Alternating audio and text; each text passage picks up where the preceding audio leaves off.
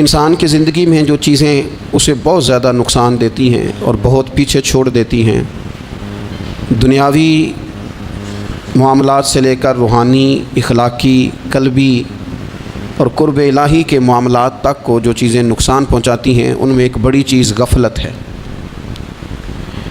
ایک لفظ ہوتا ہے جو ہمیں اکثر سننے کو ملتا ہے کہ آپ کی توجہ نہیں ہے۔ یہ ڈھیر سارے لوگوں کا مطالبہ ہوتا ہے، اہل خانہ بھی مطالبہ کرتے ہیں، کئی موقع پر والدین بھی مطالبہ کرتے ہیں، غرباء بھی مطالبہ کرتے ہیں کہ امیروں کی ہماری طرف توجہ نہیں ہے۔ اور یہ بڑی لازمی سی بات ہے کہ کسی چیز پر جب توجہ رہتی ہے تو وہ چیز بہتر ہو جاتی ہے، اور جب عدم توجہی کا لوگ مظاہرہ کرتے ہیں تو وہ معاملہ خراب ہو جاتا ہے۔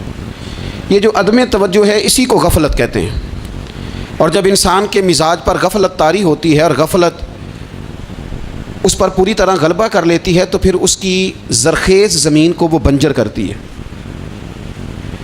غفلت انسانی دل کے لیے بڑی نقصان دہ چیز ہے اور انتہائی تکلیف اور ضرر کا باعث ہے۔ دلوں پر جو قحط نازل ہوتا ہے، قحط، ویران ہو جاتے ہیں دل، اور جو دلوں پر خشکی نازل ہوتی ہے کہ طبیعتیں خشک ہو جاتی ہیں، یہ غفلت کی وجہ سے ہوتی ہیں۔ جو لوگ غافل ہو جاتے ہیں نا، اپنے معاملات کا دھیان نہیں رکھتے، دیکھیں نا، آپ کو کھانا کھاتے بھی غافل نہیں ہونا چاہیے۔ اگر کھانا بھی غیر معتدل کھا لیا جائے تو وہ انسان کی طبیعت کے لیے باعث ضرر بن جاتا ہے، نقصان کا باعث بنتا ہے۔ بات کرتے ہوئے بھی غافل نہیں ہونا چاہیے، کئی دفعہ جملے ایسے نکل جاتے ہیں جو انسان کے لیے پھر شرمندگی کا باعث بنتے ہیں۔ انسان کو غافل ہو کر کوئی کام نہیں کرنا چاہیے، غافل ہو کر، مدہوش اور بے ہوش ہو کر نہیں۔ غفلت دل کو ویران کرتی ہے، طبیعت میں خشکی لاتی ہے۔ غافل کبھی نہ بنے۔ قرآن مجید فرقان حمید نے ارشاد فرمایا کہ اقترب للناس حسابہم، فرمایا لوگوں کے حساب کا وقت قریب آ گیا، وہم فی غفلۃ معرضون، اور وہ ابھی بھی غفلت میں منہ پھیرے ہوئے ہیں۔ ٹائم آ گیا حساب دینے کا، لیکن وہ ابھی بھی غافل ہیں۔ ہمارے جو زیادہ تر نقصان زندگی میں ہوئے ہیں وہ صرف ہماری غفلت کی وجہ سے ہوئے۔ ہم نے چیزوں پر توجہ نہیں دی، چیزیں گڑبڑ ہو گئیں۔ جس آدمی نے پھول لگائے ہوں، پھل لگائے ہوں، کھیتی لگائی ہو، وہ دانہ ڈال کے پانی دے کے فارغ نہیں ہو سکتا، اسے توجہ کرنی پڑتی ہے۔ اور کسی نے کہا تھا مالی جیندے ہون تو پھر بوٹے سوکھدے نہیں، اگر موجود ہونا ان کو سینچنے والا، رکھوالی کرنے والا، تو پھر ان کی جڑیں کبھی خشک نہیں ہوا کرتی۔ ہماری جو غفلتیں ہیں یہ بڑی ضرر کا باعث ہیں، نقصان کا باعث، اور مجبوری معاف ہوتی ہے، غفلت معاف نہیں ہوتی۔ اسکول میں پڑھتے تھے، مدرسے میں پڑھتے تھے، تو ایک مجبوری ہو گئی جی، خدا نخواستہ گھر میں کوئی پریشانی ہو گئی تو اساتذہ اس پر سزا نہیں دیتے۔ کوئی خوشی کا موقع ہے گھر میں، فیملی میں کسی کی شادی ہے، اساتذہ اس پر سزا نہیں دیتے۔ لیکن اگر کبھی پتہ چلتا تھا نا کہ یہ گھر سے تو آیا تھا لیکن مدرسے نہیں آیا، یہ اسکول نہیں آیا، رستے میں غافل ہو گیا، تو یہ بات خوفناک تھی۔ یہ قابل سزا جرم تھا کہ تو غافل ہو گیا اپنی پڑھائی سے، تو گھر سے آیا اور یہاں نہیں آیا۔ غفلت قابل سزا ہوتی ہے، مجبوری کی معافی ہوتی ہے۔ ہمارا آج کل جو مسئلہ ہے وہ غفلت کا ہے۔ ڈھیر سارے لوگ ہیں، سمجھدار بھی ہیں، سیانے بھی ہیں، معاملہ فہم بھی ہیں، باشعور بھی ہیں، تعلیم کی ڈگریاں بھی رکھتے ہیں، لیکن اگر ان کی زندگیوں کی تکلیفوں کو دیکھا جائے اور بے آباد روح کو دیکھا جائے اور سجدوں سے ان کی دوری کو دیکھا جائے تو ایک ہی بات سمجھ میں آتی ہے کہ پتہ سارا ہے لیکن لے ڈوبی ہے غفلت، توجہ نہیں کی۔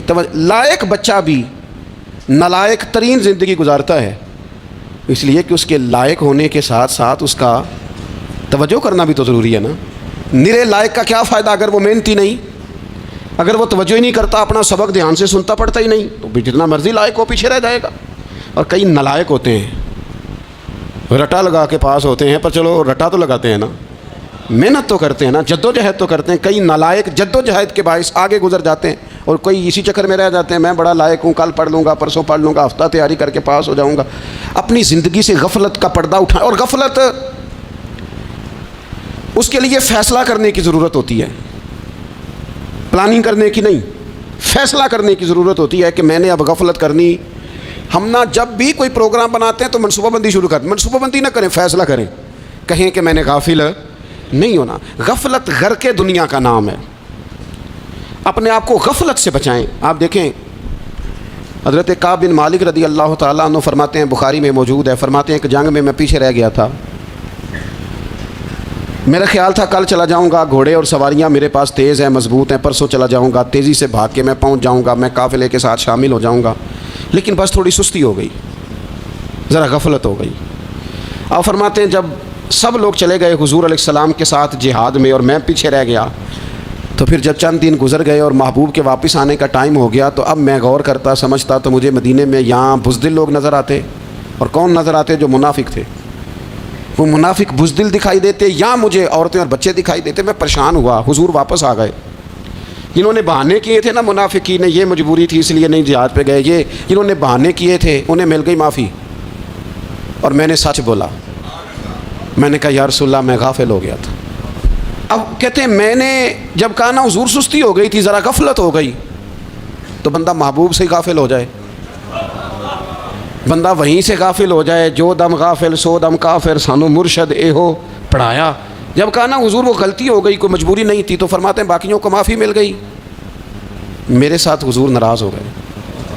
ایک دن نہیں، 2 دن نہیں، 50 دن حضور ناراض رہے۔ مدینے کی گلیوں نے مجھے پہچاننا چھوڑ دیا، در و دیوار سے مجھے یوں لگتا تھا کہ میں پردیسی ہوں۔ فرماتے ہیں میں مسجد میں آتا تھا، میں جب محبوب کو دیکھتا تو حضور رخ انور پھیر لیتے، اور مجھے پتا تھا جب میرا چہرہ ادھر ادھر ہوتا تو پھر کریم رحمت کی نظر فرماتے ہیں 50 دن مسلسل۔ پھر مجھے حکم ہوا کہ بیوی بھی بھیج دو، میکے بچے بھی بھیج دو، ننھال یعنی تنہا رہ جاؤ۔ فرماتے ہیں وہ میں نے قید تنہائی کاٹی، لیکن شکر اللہ کا یہ ہے کہ میں سچا تھا، بس ذرا بھول گیا تھا، بس ذرا غفلت ہو گئی تھی۔ تو فرماتے ہیں پھر اللہ تبارک و تعالیٰ نے میرے اوپر فضل یہ فرمایا کہ میری توبہ کا اعلان رب نے قرآن مجید میں فرمایا۔ تو غافل نہ بنے کبھی بھی، ہمارا نہ مسئلہ یہ ہے، اور آپ نے ناراض نہیں ہونا۔ ڈھیر سارے لوگ غافل ہو جاتے ہیں، مالدار بھی غافل ہیں، صاحبان علم بھی اللہ ماشاء اللہ بہت ساری جگہوں پہ غافل ہیں۔ جن لوگوں کو 4 لوگ جاننے لگ جاتے ہیں، کوئی مقام حاصل ہو جاتا ہے، وہ بھی بہت ساری جگہوں سے غافل ہو جاتے ہیں، اللہ ماشاء اللہ۔ غفلت بڑی تکلیف والا منظر ہے۔ جو لوگ سمجھتے ہیں نا میں اب گڈ بک میں آ گیا ہوں، اب میں اچھا ہو گیا ہوں، اب میرے لیے خیر کہا جاتا ہے، مجھے اچھائی شاید یہ مستقل میرے ساتھ رہے گی، تعریف ہی ہوگی ہمیشہ، وہ بھی غافل ہو جاتے ہیں۔ اور یہ غفلت ٹھیک نہیں ہوتی۔ وجہ دیکھنی چاہیے کس وجہ سے انسان کو وقار مل رہا ہے، عزت مل رہی۔ اپنی زندگی سے غفلت کو اتار پھینکیں۔ تھوڑی دیر کی تو غفلت ہوتی ہے، لمبی تو نہیں۔ 2 منٹ کے لیے صرف اس نے ڈرائیونگ کرتے ہوئے چہرہ موبائل کی طرف کیا تھا، 2 ہی تو منٹ لگے تھے۔ لمحوں نے خطا کی تھی، صدیوں نے سزا پائی۔ لمحوں نے خطا کی تھی، صدیوں نے سزا پائی۔ ایک لمحے کے لیے غافل ہوئے تھے اور صدیاں، نسلیں روتی رہ گئیں پیچھے، بچے تڑپتے رہ گئے، اہل خانہ پریشان رہ گئے، ماں باپ ساری زندگی روتے رہے، لیکن یہ 2 منٹ کے لیے۔ یہ غفلت جو ہے یہ بڑی تکلیف والا معاملہ۔ اپنی زندگی سے غفلت کو اتارنا ہے، غافل نہیں بننا، ہر وقت توجہ اور ساری باتوں پہ توجہ۔ بعض اوقات لوگ ایک طرف توجہ کر کے ایک طرف سے غافل ہو جاتے ہیں، نہ، توجہ ہمہ پہلو رکھنی ہے۔ ہمارے ذمے جتنے بھی حقوق ہیں ان سب پر توجہ، ہر چیز کا خیال، ایسا نہ ہو کہ عبادت کرتے رہ جائیں اور حقوق العباد ہم سے چھوٹ جائیں، اور حقوق العباد اتنے زیادہ ادا کریں۔ صاحب مجھے کہنے لگے ایک دفعہ بڑے وثوق کے ساتھ کہنے لگے جی معاذ اللہ ثم نہیں جی ٹائم ملتا پھر نماز دا کی کریے، روزی کمانا بھی تو عبادت ہے نا۔ تو میں نے کہا آپ نے عبادت کرنا ایک حصہ قبول کیا ہے، آپ نے کل عبادت نہیں قبول کی۔ عبادت کل ہے، ہمہ پہلو، ایک حصہ آپ قبول کر کے نکل گئے اور باقی آپ نے چھوڑ دی۔ تو کسی ایک طرف سے بھی غافل نہیں ہونا، جتنی ذمہ داریاں ہیں، جتنی ڈیوٹیاں ہیں، ان سب کا خیال۔ اور جو بڑا آدمی ہوتا ہے، بڑا گھر میں بڑا ہو، قبیلے میں بڑا ہو، علاقے میں بڑا ہو، ادارے میں بڑا ہو، کلاس میں بڑا ہو، جو بڑا ہے اس کی تو ساری آنکھیں کھلی ہوئی ہونی چاہیے، ایک ایک پر اس کی نظر ہونی چاہیے کہ میری کہاں ضرورت ہے، کہاں مجھے اشک شوئی کرنی ہے، کس کے ساتھ میں نے کس طرح محبت کا رویہ رکھنا ہے۔ غافل نہ بنے۔ اچھا جی اب کیسے پتہ چلے گا کہ ہم غافل ہیں؟ یہ کیسے پتہ چلے گا؟ آپ کسی بندے سے بھی پوچھ لیں حالات کیا ہیں تو کہتا ہے اللہ کا شکر ہے کبھی کسی کا دل نہیں دکھایا، اللہ کا شکر ہے جی زمانہ ہو گیا 5 نمازیں پڑھتا ہوں، اللہ کا شکر ہے جی۔ کیسے پتہ چلے گا غافل ہیں؟ پہلی علامت ہمارے علماء اور صوفیاء نے غافل بندے کی لکھی ہے۔ اس آئینے میں نے اور آپ نے اپنا آپ دیکھنا ہے غافل بندے کی پہلی علامت یہ ہوتی ہے کہ وہ دنیاوی کاموں میں چست ہوتا ہے اور اللہ اور اس کے رسول کی فرما برداری میں سست ہوتا ہے. یعنی نماز کے وقت تو اسے نیند ستاتی ہے، پریشانی ہوتی ہے، لیکن اگر کسی جگہ مال مل رہا ہو، پیسے مل رہے ہوں، وہاں جانا ہو تو پھر اسے کوئی چیز بھی تنگ نہیں کر. دنیاوی کاموں میں چست ہوگا، یعنی ٹی وی کے آگے، موبائل کے آگے وہ گھنٹوں بیٹھا ہوا ہے، اور اگر اسے 25 منٹ قرآن پاک سننا پڑ جائے، اگر اسے 20 منٹ دینی محفل میں بیٹھنا پڑ جائے، اگر اسے کہا جائے کہ تو 20 رکعت نماز نفل ادا کر، دنیاوی کاموں میں چست ہے، دینی کاموں میں، یہ غفلت کی پہلی علامت. پھر ذاتی معاملات پہ پیسہ خرچ کرنا ہو تو ڈھیر سارا ہے، کسی غریب کی مدد کرنی ہو تو. وہ ہمارے ایک دوست ہیں، وہ اکثر کہا کرتے ہیں، وہ کہتے ہیں آج کل کسی سے کہنا فلائی کام میں، دینی کام میں، کسی کی مدد میں کچھ 4 پیسے خرچ کرنے ہیں تو لوگ کہتے ہیں ہاتھ تنگ ہے. ہاں کوئی سستا پلاٹ ملتا ہو نا، اور اگر یہ سمجھ آ جائے کہ وہ مجبور ہے بیچارہ بیچنے والا، تو پھر کہتے ہیں میں 2-3 دوستوں کو پھڑ لے سان. ذاتی کاموں میں جب بندہ چست ہو اور دینی کاموں میں سست ہو تو مطلب یہ ہے کہ بندہ غافل ہے. پہلی علامت غفلت کی. اور غفلت کی دوسری نشانی یہ ہے کہ انسان گناہ کے کاموں کو معمولی سمجھنے لگ جاتا ہے. یہ غافل بندے کی نشانی ہے، گناہ کو معمولی سمجھتا ہے، چھوٹا سمجھتا ہے. آج کل لوگ کہتے نہیں میں کو اکیلا کر رہا ہوں، ساری دنیا ہی کرتی ہے. وہ جناب کیا ہو گیا، اگر یہ غلطی ہو گئی تو بندے سے ہو ہی جاتا ہے. گناہ کو معمولی سمجھنا، چھوٹا سمجھنا، اور کہنا پھر کیا ہو گیا ہے، انسان سے غلطی ہو جاتی ہے. آپ دیکھ لیں کہ سینکڑوں بیسیوں گناہوں کا بوجھ ہمارے سروں پہ ہوتا ہے، لیکن کوئی ہمارا دبدبہ ہے، کوئی ہماری گفتگو ہے، کوئی ہمارے جملوں میں خود پسندی ہے، کوئی ریاکاری ہے، کوئی تصنع ہے. یہ غافل بندے کی علامت ہے. نبی اکرم صلی اللہ تعالیٰ علیہ وآلہ وسلم نے فرمایا مومن اپنے گناہوں کو پہاڑ کی طرح سمجھتا ہے. یہ بخاری میں حدیث ہے.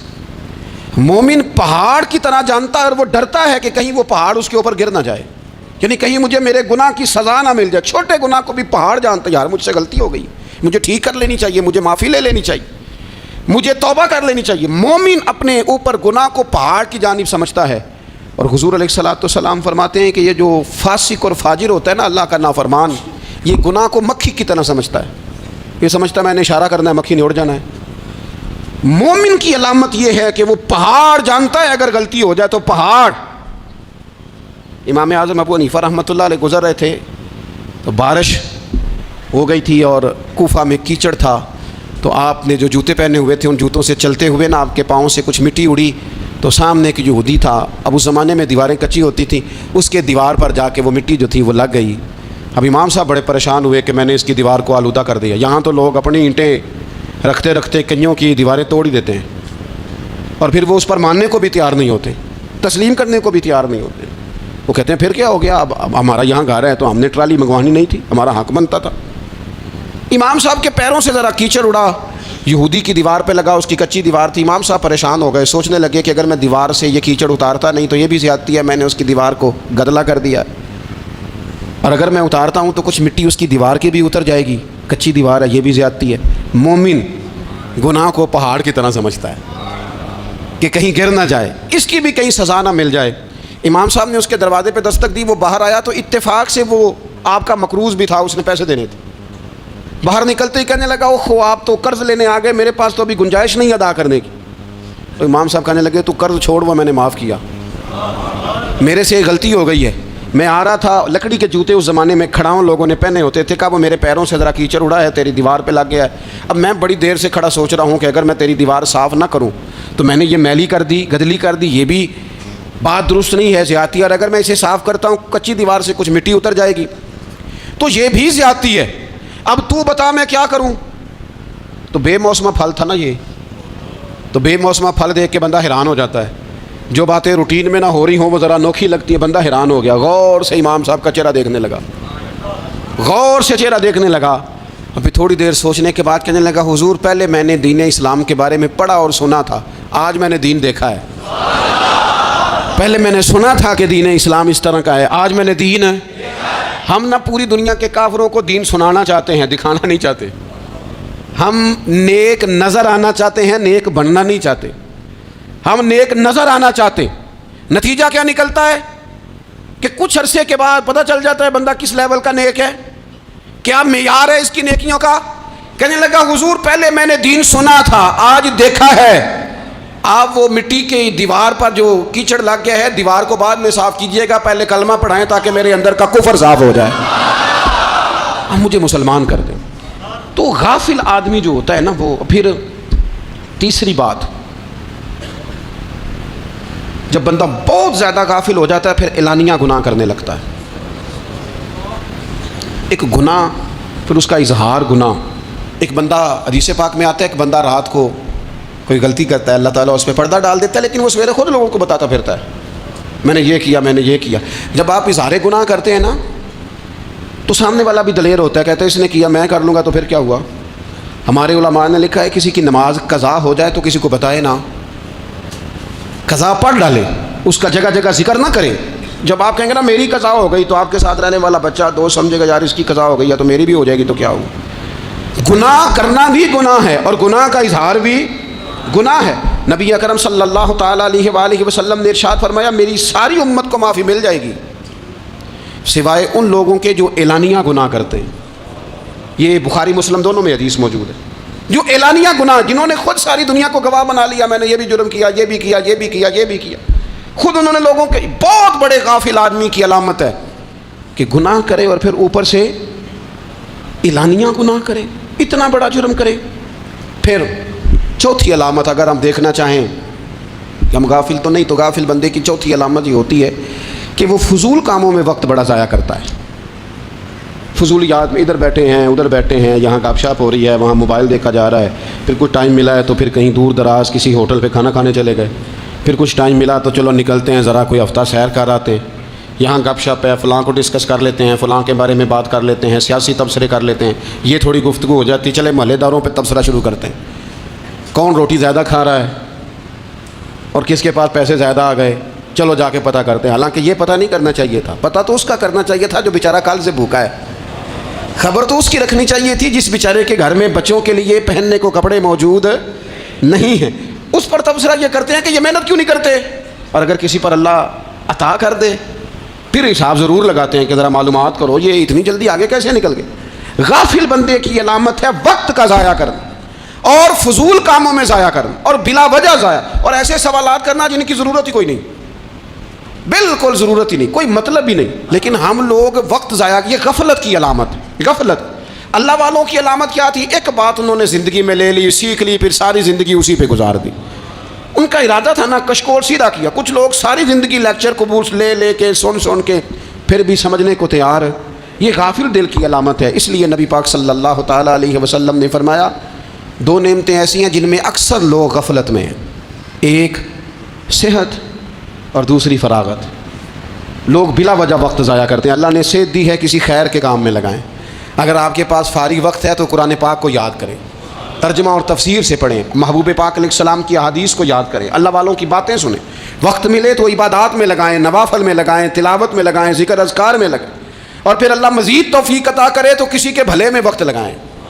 گلی سے کوئی کانٹا اٹھائیں، کوئی روڑا اٹھائیں، کوئی کسی کی مدد کریں، لیکن یہ غافل ہونے کی علامت ہے کہ اپنے وقت کو ضائع کرنا۔ اور پھر اسی طرح غفلت کی پانچویں علامت یہ ہے کہ اگر بندے کو دنیا سے پورا پیار ہو جائے، یعنی شب قدر میں بھی آ کے کہتا ہے یا اللہ کبھی پیسے دے دینا، شب برات والے دن بھی کہتا ہے کہ مالک اگر کبھی کوئی ایسا سبب لگ جائے نا، یعنی بیت اللہ شریف کے سامنے کھڑے ہو کے بھی اگر اس نے مال ہی مانگنا ہے، وہاں بھی اس نے یہی سوال کرنا ہے، حب دنیا اتنی غالب آ جائے، تو یہ غافل ہونے کی علامت۔ دنیا ضرورت ہے، مقصد نہیں ہے، دنیا کی حاجت ہے، مقصد نہیں ہے، یہ مقصود نہیں۔ اور جب لوگ فقط دنیا کے مال کو، دولت کو، نبی پاک علیہ السلام نے فرمایا وہ لعنتی ہے جو درہم اور دینار کا بندہ بن گیا ہے، پیسوں کا بندہ بن گیا ہے، مل جائے تو خوش ہوتا ہے، نہ ملے تو تکلیف میں آ جاتا ہے۔ یہ غافل بندے کی علامت۔ مومن تو وہ ہوتا ہے کہ دولت رزق حلال ضرور کماتا ہے تاکہ کسی کے آگے ہاتھ نہ پھیلانا پڑے، کوشش ضرور کرتا ہے، پر دنیا کو جیب میں جگہ دیتا ہے، دل میں نہیں دیتا۔ اس کی جگہ جہاں ہے اسے وہاں رکھتا ہے، اسے دل میں جگہ، دل تو ایک ہے، اس میں رب رسول کو بسائیں گے یا کسی اور کو بسائیں گے؟ تو حب دنیا یہ غافل ہونے کی بہت بڑی علامت ہے۔ پھر اسی طرح جو بندہ رب کریم کو جانتا نہیں نا، وہ بھی غافل ہو جاتا ہے۔ ایک تو جو یہ نہیں نہ جانتا کہ رب کریم سزا دے گا، مجھے دیکھ رہا ہے، اسے نہ اونگ آتی ہے نہ نیند آتی ہے، جو اس کی معرفت نہیں رکھتا کہ میرا رب ہر وقت مجھے دیکھ رہا ہے، وہ بھی غافل ہو جاتا ہے۔ جسے پتہ ہونا کہ مجھے دیکھ رہا ہے وہ غافل نہیں ہوتا۔ اور جو یہ سمجھ لیتا ہے نا کہ شاید معاذ اللہ ثم، اس یقین کو پکا نہیں کرتا، وہ غافل ہو جاتا ہے۔ اور ایک جو یہ نہیں نہ جانتا کہ رب مہربان کتنا ہے، وہ بھی غافل ہو جاتا ہے۔ مجھے بتائیے سب سے زیادہ تو بندہ اس کے دروازے پہ جاتا ہے نا جو سب سے زیادہ مہربانی کرنے والا ہو، اس دروازے سے بندہ اٹھتا ہی نہیں۔ تو جس کو یہ یقین ہو جائے نا سب سے زیادہ کرم فرمانے والی ذات اللہ رسول کی ہے، وہ کبھی رب رسول سے غافل نہیں ہوتا، وہ کبھی اللہ رسول کا دروازہ چھوڑ کے نہیں جاتا، وہ کبھی کسی اور جگہ جا کے پناہ تلاش نہیں کرتا۔ جسے پتہ چل جائے نا وہ کریم کتنا ہے، مہربان کتنا ہے۔ مولا رومی رحمۃ اللہ علیہ فرماتے ہیں بہت بڑا مجرم تھا ایک بندہ، بہت بڑا گناہ گار تھا، بت کو پوجتا تھا، تھک گیا، ساری رات بت کے سامنے کھڑا تھا، معاذ اللہ یا صنم یا صنم یا صنم کہتے، تھک گیا، نیند آ گئی، اونگ آ گئی۔ جب پوری طرح نیند آ گئی اور دماغ پہ نیند قبضہ کرنے لگی تو اس کے منہ سے نکل گیا، صنم صنم کہہ رہا تھا نا، نکل گیا یا صمد، او بے نیاز مالک۔ رب کریم نے فرشتوں سے فرمایا دوڑ کے جاؤ، جو کہتا ہے اسے دے دو۔ فرشتے کہنے لگے مالک وہ تو بت کو پکار رہا تھا، اس نے تو غلطی سے نام لیا ہے۔ فرمایا مجھے نہیں پتا، لیکن دیکھو نا اس نے مجھے پکارا تو ہے نا، کتنی دیر سے جھوٹے کو پکار رہا تھا، اس کا معاملہ حل نہیں ہوا۔ اب اگر سچے کو پکارنے پہ بھی حل نہ ہوا تو فرق کیا رہ جائے گا؟ دے دو جو مانگتا ہے، دے دو۔ میرے دوست گھر پتہ چل جائے وہ کریم کتنا ہے، وہ مہربان کتنا ہے۔ میرے رسول پاک علیہ الصلوۃ والسلام نے تو فرمایا تیری آنکھ سے اگر اس کے خوف سے اتنا آنسو بھی نکل گیا جتنا مچھر کا پر ہوتا ہے، تو جس طرح بھینس کے تھنوں سے نکلا ہوا دودھ واپس تھنوں میں نہیں نہ جاتا، جو اتنا بھی روئے نہ روئے اللہ کے خوف سے، وہ بندہ دوزخ میں نہیں جائے گا۔ تھوڑی دیر کے لیے ڈر جائے اپنے رب سے، آئے تو صحیح۔ عدم معرفت غفلت پیدا کرتی ہے، تو آ تو صحیح، وہ تو کریم ہی بڑا ہے، وہ تو مہربان ہی بڑا ہے۔ حضرت زنیرہ رضی اللہ تعالی عنہ حضور کی صحابیاں ہیں، ایام جو مکے کے تھے مسلمانوں پر بڑی آزمائش کے تھے، انہیں بڑا مارا کفار نے، اتنا مارا کہ ان کی بینائی چلی گئی، نظر آنا بند ہو گیا۔ کافروں کی عورتوں نے تانا دیا کہ تو نے ہمارے بت چھوڑے ہیں نا، تو دیکھنا تیری بینائی چلی گئی۔ تو جناب زنیرہ اللہ پہ بھروسہ، توکل، معرفت الہی کا جذبہ، اٹھ کے کھڑی ہو کہنے لگی چپ کرو، تمہارے جھوٹے بت کیا کر سکتے ہیں، میرا رب چاہے تو صبح جب میں اٹھوں تو میری آنکھیں روشن ہوں، اگر کریم کرم کر دے۔ لوگ کہتے ہیں واقعی ایسا ہوا، جب وہ سویرے اٹھی تو اللہ نے ان کی روشنی واپس کر دی تھی۔ تجھے پتہ چل جانا وہ مہربان کتنا ہے۔ وہ ایک بزرگ تھے تو ان سے کسی نے کہہ دیا کہ اگر آپ کا حساب آپ کے ماں باپ کے ذمہ ہو جائے تو پھر کیسا، پوچھنے کے لیے قیامت میں اگر ماں باپ حساب لیں تو پھر کیسا۔ تو بڑے سیانے لوگ تھے جو دل والے تھے، کہنے لگے نہیں، رب کریم ہی ٹھیک ہے، اس لیے کہ وہ ماں باپ سے کہیں بڑھ کر پیار کرنے والا ہے۔ اگر یہ معرفت مل جائے وہ کریم کتنا ہے، اور جب بندہ پوری طرح اس کی بارگاہ میں آ کے تڑپ جاتا ہے نا، مولا میں جاؤں کدھر، تیرا دروازہ چھوڑ کے جاؤں کدھر۔ اقبال کہتے ہیں وہ ایک سجدہ جسے تو گراں سمجھتا ہے، 1000 سجدوں سے دیتا ہے آدمی کو نجات۔ تجھے جگہ جگہ جھکنا نہیں پڑے گا اگر تو صحیح معنوں میں اپنے رب کی بارگاہ میں جھک جائے۔ تو میرے عزیز کوشش کریں کہ اس کی معرفت، اس کا کرم، اس کی عطا اور اللہ تبارک و تعالیٰ کے حاضر و ناظر ہونے پر عین الیقین، حق الیقین حاصل کریں۔ اور پھر 8ویں بات یہ ہے کہ غافل لوگوں کی صحبت بھی بندے کو غافل کر دیتی ہے۔ غافلوں کی صحبت میں نہ بیٹھیں، ان کی صحبت میں بیٹھیں جن کے پاس بیٹھنے سے دل میں رب رسول کی محبت پیدا ہوتی ہے۔ غافلوں سے بچیں۔ چنگیاں دے لڑ لگی ساں تے چولی چ پھل پے، تے جدوں میں پیڑیاں دے سنگ رل گئی تے میرے اگلے بھی ڈول گئے۔ برے آدمی کی صحبت بندے کو غافل کر دیتی۔ غافلوں کی صحبت میں کبھی نہ بیٹھیں، کبھی نہیں۔ غافل آدمی آپ کو غافل کر دے گا۔ میرے نبی پاک علیہ الصلوۃ والسلام نے فرمایا انسان اپنے دوست کے مذہب پر ہوتا ہے۔ یہ بہت بڑے لفظ ہیں۔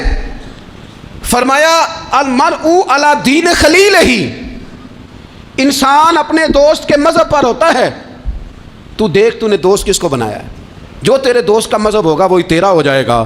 ہم نے دوست بنایا نا غوث پاک جیلانی کو، ہم نے یاری لگائی ہے نا داتا علی اجمیری سے، ہماری نسبت ہے نا معین الدین اجمیری سے، ہمارا تعلق ہے نا بہاؤالدین زکریا ملتانی سے، ہمارا رشتہ ہے نا حضرت مجدد الفسانی سے، ہم ماننے والے ہیں نا اعلیٰ حضرت بریلوی کے.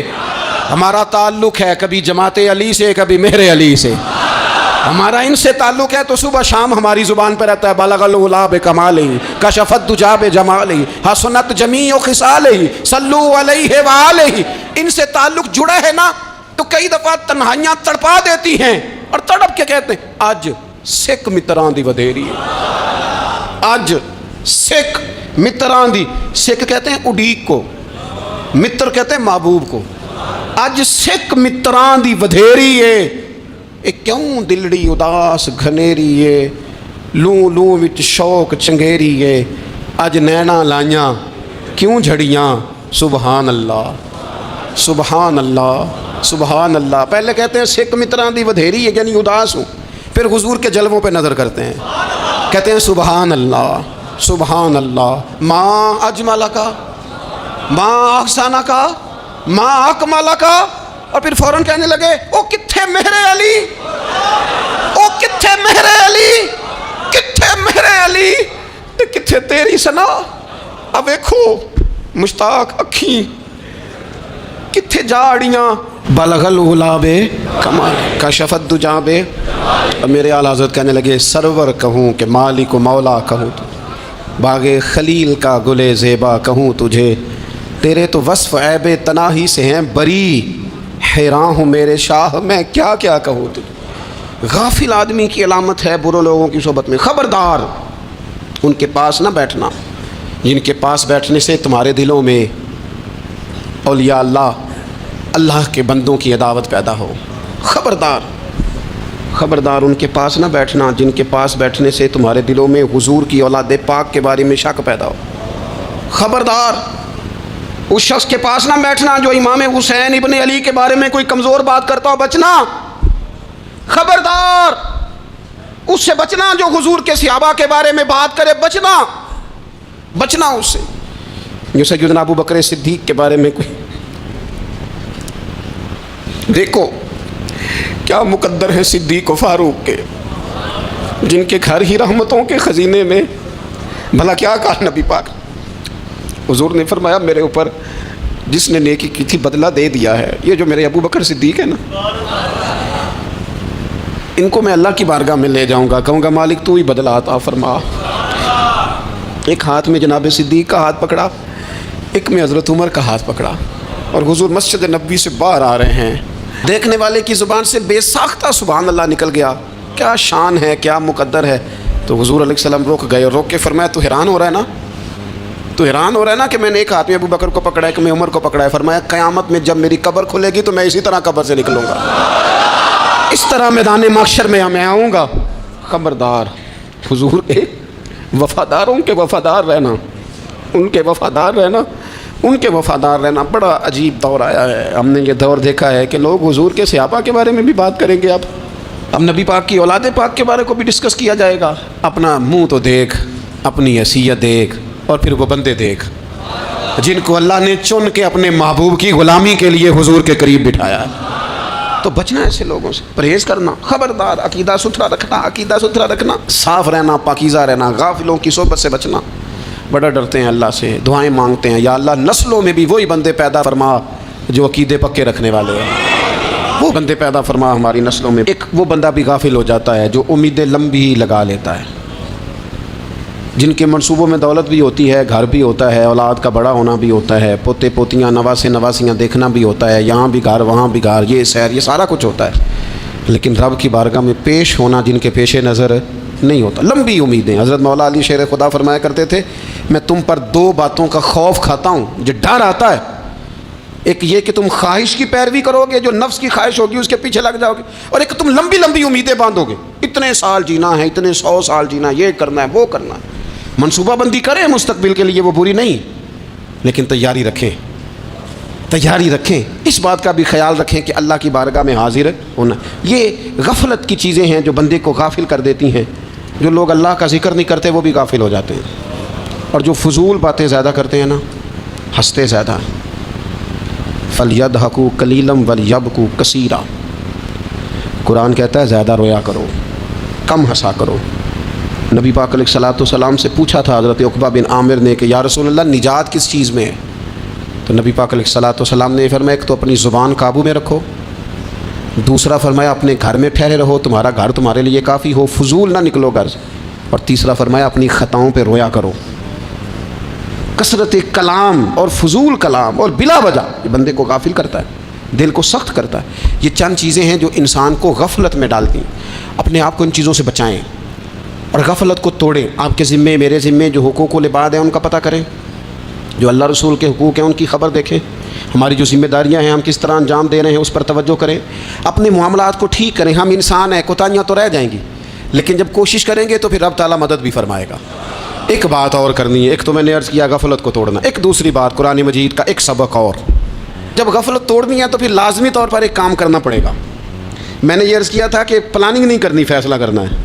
تو فیصلہ کرنا ہے تو کرنا کیا ہے؟ پھر قرآن حکیم نے سورہ بقرہ میں کہا فاستبقوا الخیرات، یعنی تم نیکیوں کی طرف دوڑو، جلدی جلدی نیکیاں کرو، پھٹافٹ، دیر نہ کرو۔ پھٹافٹ سے مراد یہ نہیں کہ نیکی جلدی جلدی کر جاؤ، یعنی ٹال مٹول نہ کرو خیر کے کام میں، کل کریں گے، پرسوں کریں گے، عمرہ کر رہے ہیں پھر نیکی ہیں، حج کر رہے ہیں پھر نیکی ہیں، بچے بیال ہوں پھر میں نیک ہوں، یہ تھوڑا سا یہ کام ٹال مٹ، فاستبقوا الخیرات، نیکیوں کی طرف دوڑو، جلدی کرو، بھاگو۔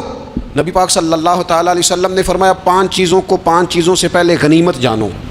حضور علیہ الصلوۃ والسلام فرمانے لگے ایک تو تم جوانی کو نہ بڑھاپا آنے سے پہلے غنیمت سمجھ لو۔ نبی کریم صلی اللہ تعالیٰ علیہ وآلہ وسلم ارشاد فرمانے لگے کہ اپنی صحت کو غنیمت جان لو، بیماری آنے سے پہلے۔ پھر حضور علیہ الصلوۃ والسلام فرمانے لگے اگر اللہ نے تمہیں مال دیا ہے، وسعت دی ہے، تو نیکی کر لو، خرچ کر لو اللہ کے راستے، خدا نہ خواستہ تم پر غریبی آ جائے۔ اور پھر حضور سید عالم صلی اللہ تعالیٰ علیہ وسلم فرمانے لگے اگر تمہیں اللہ نے کچھ فراغت دی ہے، بہت زیادہ مصروف نہیں ہو، تو غنیمت جان لو، جلدی سے نیکی کر لو قبل اس کے کہ تم مشغول ہو جاؤ۔ اور 5ویں بات حضور نے بیان کی، فرمایا زندگی کو غنیمت جانو، موت آنے سے پہلے جلدی سے نیکی کر لو۔ نیکی کے لیے ساری زندگی منصوبہ بندی نہ کرتے رہو، نیکی کے لیے دیکھو نا، ہماری زندگی میں یہاں دنیا میں رہ کے چند منٹوں میں وہ نیکی کی جا سکتی ہے جو قیامت کے بعد صدیوں کا ہمارا فائدہ کرے گی، صدیوں کا فائدہ کرے۔ کرتے نہیں، پلاننگ کر رہے ہیں، منصوبہ بندی کر رہے ہیں، بس تیاری کر رہے ہیں، بس حضرت آپ دعا کر دیں، اللہ تعالیٰ دعائیں بھی قبول فرمانے والا ہے، لیکن جو نیکی نصیب ہوتی ہے اسے جلدی سے کر گزریں، اسے فٹافٹ کریں۔ میں ایک گاؤں میں گیا، اب تو خیر وہ دور نہیں رہا، یہ 10-15 سال 20 سال پہلے نا جو نوجوانوں کی مصروفیات ہوتی تھیں ان میں سے ایک مصروفیت یہ ہوتی تھی کہ گندم لے کے چکی پہ جانا ہے، آٹا پسوا کے لانا ہے۔ یہ ایک بڑی، چونکہ سبھی گھروں کے اندر سال کے لیے گندم سٹاک کر لی جاتی تھی، تو گندم لے کے جانا یہ ایک ڈیوٹی ہوتی تھی۔ ایک نوجوان ایک گاؤں میں، اس کی مجھے تعریف سننے کو ملی، تو ایک بوڑھی اماں کہنے لگی یہ بڑا نصیباں والا ہے، سارے اندر آٹا پہ آلے ہوتا ہے، اور آتے جاتے پوچھ لیتا ہے کہ اماں کوئی، کہنے لگی میرے بچے باہر ہوتے ہیں، یہ مجھے دوائی بھی لا دیتا ہے شوگر کی، میں مریضہ ہوں۔ یعنی خیر جتنی ہو سکے، جتنی۔ میرے ایک سنگی ہیں، تو سڑک پہ کوئی بندہ کھڑا ہوتا ہے نا، اللہ تعالیٰ انہیں سلامت رکھے، بندہ کھڑا ہوتا ہے تو کہتے ہیں میں اس سے پوچھ لیتا ہوں بابا جی کدھر جانا ہے، فلانی جگہ جانا ہے، تو کہتے ہیں میں موٹر سائیکل پہ بٹھا لیتا ہوں۔ بندہ دیکھ کے مجھے سمجھ آ جاتی ہے ضرورت مند ہے، کوئی چور نہیں، کوئی ڈاکو نہیں، ضرورت مند ہے، میں اسے منزل تک، نیکی جتنی میسر آئے، جس حد تک میسر آئے۔ کیا کہا ہمارے نبی پاک علیہ السلام، حضور نے ہم سے فرمایا کچھ نہ ہو سکے تو بات ہی مسکرا کے کر لینا، اس پر ہی اللہ صدقے کا ثواب عطا کرے۔ فاستبقوا الخیرات، جلدی سے نیکی کر لو، اپنے نامہ اعمال میں روز نیکیاں جمع کرو، کوئی نہ کوئی خیر کا کام روز کرو اور جلدی سے کرو۔ صحیح مسلم میں حدیث ہے، نبی پاک صلی اللہ تعالیٰ علیہ وسلم فرمانے لگے جلدی جلدی نیکی کے کام کر لو ان فتنوں سے پہلے جو اندھیری رات کے حصوں کی طرح فتنے ہوں گے۔ فرمایا اس وقت حال یہ ہوگا کہ آدمی صبح مومن ہوگا، شام کو کافر ہو جائے گا، شام کو مومن ہوگا تو صبح کافر ہو جائے گا۔ اور فرمایا لوگ دنیا کے بدلے اپنا دین تک بیچ ڈالیں گے۔ معاذ اللہ جھوٹی قسمیں نہیں کھائی جاتی، جھوٹا قرآن مجید نہیں لوگ اٹھا لیتے، لوگ دنیا کے لیے دین بیچ ڈالیں گے۔ اس سے پہلے جب فتنے اتنے زیادہ ہو جائیں، اس سے پہلے نیکی کر لو، کوئی خیر کا کام کر لو، جلدی سے کچھ ایسا کر لو۔ حضرت عقبہ بن حارث رضی اللہ تعالیٰ عنہ فرماتے ہیں یہ دیکھیں ہمارے نبی پاک علیہ السلام کی سیرت کیا ہے، حضور کا اسوہ کیا ہے، نبی پاک علیہ السلام ہماری تربیت کس طرح کرتے ہیں۔ حضرت عقبہ بن حارث رضی اللہ تعالیٰ عنہ کہتے ہیں ہم نے نبی پاک علیہ السلام کے ساتھ عصر کی نماز پڑھی، یہ صحیح بخاری میں موجود ہے۔ فرماتے حضور سلام پھیرتے ہی فوراً اٹھ کے گھر تشریف لے گئے، یہ ہمارے لیے نا انوکھی بات تھی، غیر متوقع تھی، پہلے کبھی ایسا ہوا نہیں۔ سلام پھیرا نماز کا، حضور جلدی سے تشریف لے گئے۔ اب ہم حیران تھے اور حیرت انگیز طور پر حیران تھے کہ کریم اتنی جلدی تشریف لے گئے۔ تھوڑی دیر ہوئی حضور واپس آ گئے تو محبوب پاک علیہ السلام فرمانے لگے گھر میں نا ایک چھوٹی سی ڈلی، ایک چھوٹا سا ٹکڑا سونے کا پڑا تھا، مال آیا تھا سارا صدقہ کر دیا، وہ تھوڑا سا پڑا تھا، اچانک مجھے یاد آیا وہ تو پڑا رہ گیا۔ تو حضور فرمانے لگے میں نے کہا کہیں ایسا نہ ہو جائے کہ ساری رات گزر جائے اور میرے گھر میں پڑا ہی رہ جائے، میں جلدی سے جا کے اسے خیرات کر دوں۔ میں نے خیرات کیا پھر میں واپس آ گیا ہوں، جلدی سے نیکی، جلدی سے نیکی کر لی جائے۔ ہم بڑا انتظار کر رہے ہیں، بڑا لمبا ہمارا پروگرام ہے، ہمارے پاس ٹائم ہی بڑا ہے، کسی نے کان میں کہہ دیا ہے تیرے پاس بڑا وقت ہے، ابھی تو بڑی عمر پڑی ہے، ابھی تو جناب اور میرے بھائی یہ لوگوں کے کہنے کی باتیں ہیں، پھر پتہ ہی نہیں چلتا حالات کس طرح کے ہو جاتے ہیں اور کیا معاملات انسان کے ساتھ درپیش ہوتے ہیں۔ جتنی خیر میسر آئے، جتنا بھلا میسر آئے، جتنی انسان کو توفیق ملے۔ میں نے بزرگوں کو دیکھا، اپنے اصحاب کو، پہلے وہ خدام سے کہتے کہ میں سونے لگا ہوں اور پابند کرتے لوگوں کو کہ فلاں وقت، بزرگوں کو میں نے دیکھا اپنے، وہ پابند کرتے لوگوں کو کہ فلاں وقت میں موجود ہوں گا آنا، خود پابند فرماتے۔ اور پھر جب بیدار ہوتے نا تو سب سے پہلے خدام کو بلا کے پوچھتے کوئی مہمان تو نہیں آیا؟ وہ جناب آپ نے خود ہی تو پابند فرمایا فلاں دن آنا۔ کہنے لگے چل یار اگر کوئی آیا تو مجھے ملا لو، میری ملاقات کرا لو۔ کیوں؟ اس لیے کہ دور سے آیا ہے، مجھ سے ملنے آیا ہے، کوئی خیر کی بات سیکھنے آیا، چلو میرے نام اعمال میں کوئی نیکی جائے گی، کچھ نہ کچھ خیر جمع کر لی جائے، کچھ نہ کچھ ڈیوٹی کر لی جائے، کچھ کام کریں اور جلدی سے کریں۔ حضرت جابر بن عبداللہ انصاری رضی اللہ تعالیٰ عنہ بیان کرتے ہیں، یہ بھی بخاری میں موجود ہے، کہتے ہیں ایک صحابی نا نبی پاک علیہ السلام کی بارگاہ میں حاضر ہوئے غزوہ احد کے موقع پر، اور حال ان کا یہ تھا کہ وہ کھجور کھا رہے تھے اور کھجور انہوں نے منہ میں رکھی ہوئی تھی۔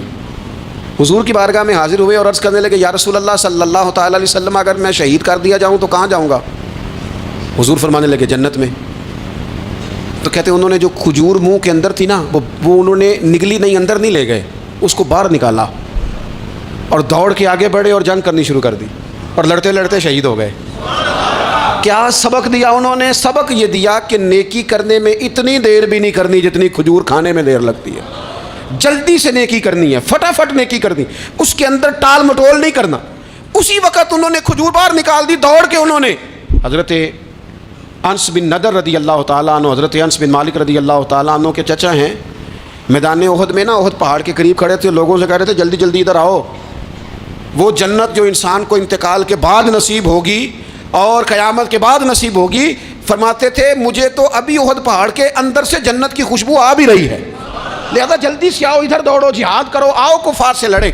نیکی میں دیر نہیں کرنی، جو نیکی میسر آتی ہے، جس کو میسر، ماں باپ میسر ہیں تو خدمت کر لیں، اہل خانہ ہیں تو حسن سلوک کر لیں، اللہ نے اولاد دی ہے تو اچھی تربیت کر لیں، دوست ہیں تو خیر خواہی کر لیں، اگر آپ کو اللہ رمضان عطا کرتا ہے تو زیادہ سے زیادہ اس کی عبادت کر لیں، اگر نظر ٹھیک ہے تو تلاوت زیادہ سے زیادہ کر لیں، زبان چلتی ہے تو راج کے مدینے والے محبوب پہ درود و سلام پڑھ لیں، اللہ تعالیٰ کا ذکر کر لیں، جلدی سے خیر جمع کریں، اپنے وقت کو ضائع نہ کریں۔ یہ آج کا سبق ہے کہ ایک تو ہم نے فیصلہ کرنا ہے کہ بس غفلت نہیں، اب غفلت اب انشاءاللہ اللہ اللہ کرنی ہے، اب کوئی خیر کا کام کرنا ہے۔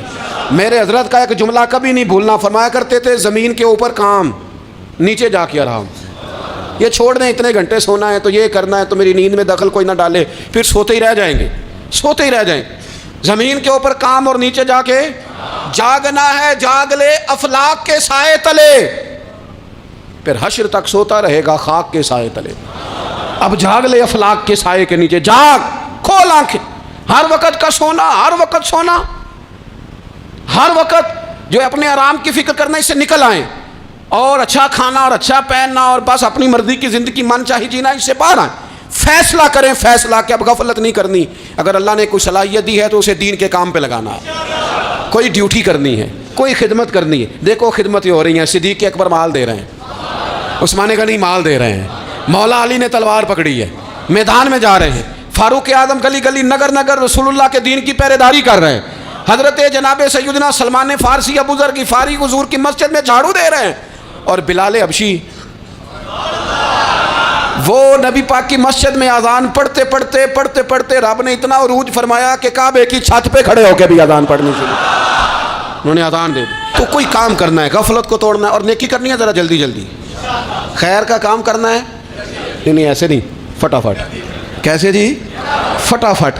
تو فٹافٹ کام کریں خیر کا، جلدی جلدی. تو یہ خیر کا کام فٹافٹ، جلدی جلدی اور بڑی جلدی اور دوڑ دھوپ کے. اور جب آپ کرتے جائیں گے نا تو پھر اللہ تعالیٰ مواقع بناتا جائے گا. آپ سے میری اپیل ہے، بالخصوص میرے ساتھ جو وابستہ سنگیاں، جو پیار کرنے والے ہیں، 2 باتیں آج آپ نے لے کے جانی ہیں گھر. یہی لنگر ہے، یہی آپ کے لیے دعا ہے، یہی ہمارے بزرگوں کا فیض ہے، یہی نصیحت ہے کہ آپ نے 2 باتیں لے کے جانی ہیں. غفلت توڑ دینی ہے، فیصلہ کرنا ہے کہ آج کے بعد غافل نہیں ہونا. اور دوسری یہ بات لے کے جانی ہے کہ نیکی جلدی جلدی، فٹافٹ فیصلہ، فٹافٹ نیکی. ایک کر کے پھر انشاءاللہ دوسری کر کے پھر انشاءاللہ تیسری کر کے پھر انشاءاللہ چوتھی. یہ شروع کرنی ہے اور آپ دیکھیں گے اللہ تعالیٰ مہربانی فرمائے گا، مدد کرے گا.